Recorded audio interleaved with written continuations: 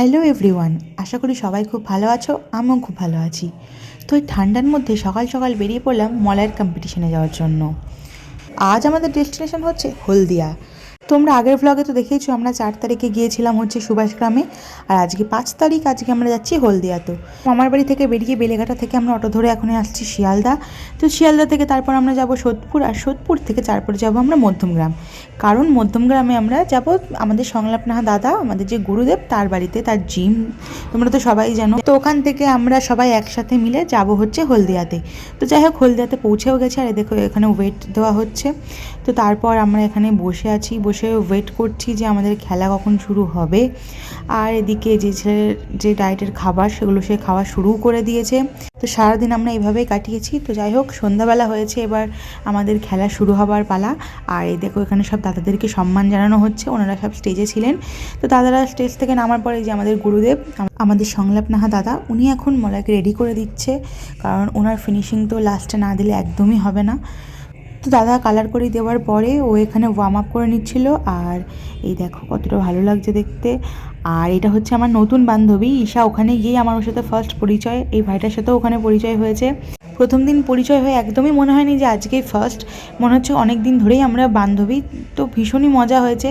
তো তারপর স্টেজে ওঠার পালা, এক এক করে সবাই স্টেজে উঠছে, আর এই যে মলয় স্টেজে উঠেছে।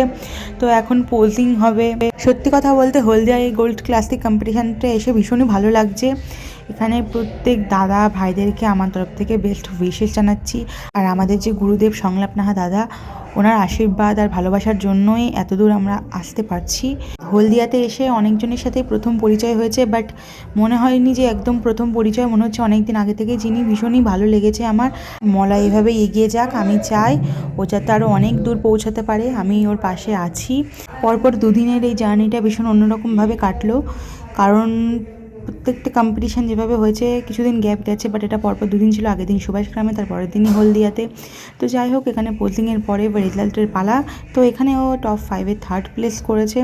তো আমি ভীষণই খুশি হয়েছি। আর ট্রফিগুলো সত্যি পরপর দুদিনই যে ট্রফি দুটো দিয়েছে, ভীষণই সুন্দর দেখতে ট্রফিগুলো। আমার তো ভীষণই পছন্দ হয়েছে। আর তোমরা কিন্তু অবশ্যই কমেন্টে জানাবে যে তোমাদের ব্লগগুলো কেমন লাগছে।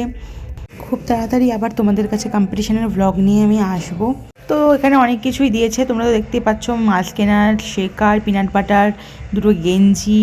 তো যাই হোক, এই যে আমাদের দাদা, যার জন্য এত দূর আসা, তো তার সাথে একটা ছবি না তুললে হয়? দাদার হাত ধরে ওকে আরও অনেকটা পথ এগোতে হবে।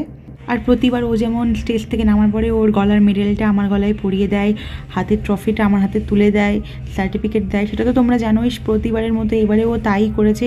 আর তারপর এটা ছিল আমাদের একটা ছোট্ট সেলিব্রেশন। আর এই দেখো ট্রফিটা তোমাদের দেখাচ্ছি, দেখো কতটা সুন্দর দেখতে। তো পরপর দুদিনই এরকম সুন্দর সুন্দর ট্রফি পাওয়া যেতে আমি ভীষণ খুশি হয়েছি।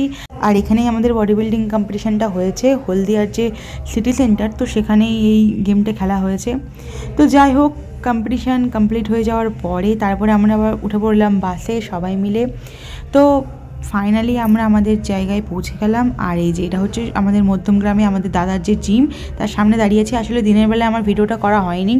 তো যাই হোক, রাত্রেবেলায় জিমের সামনে ভিডিওটা করলাম। এই যে SPH জিম, সংলাপ পাওয়ার হাউস, সির্ফ নামই কাফি হে। তো যাই হোক, আবার আসবো একটা নতুন ভ্লগ নিয়ে। বাই।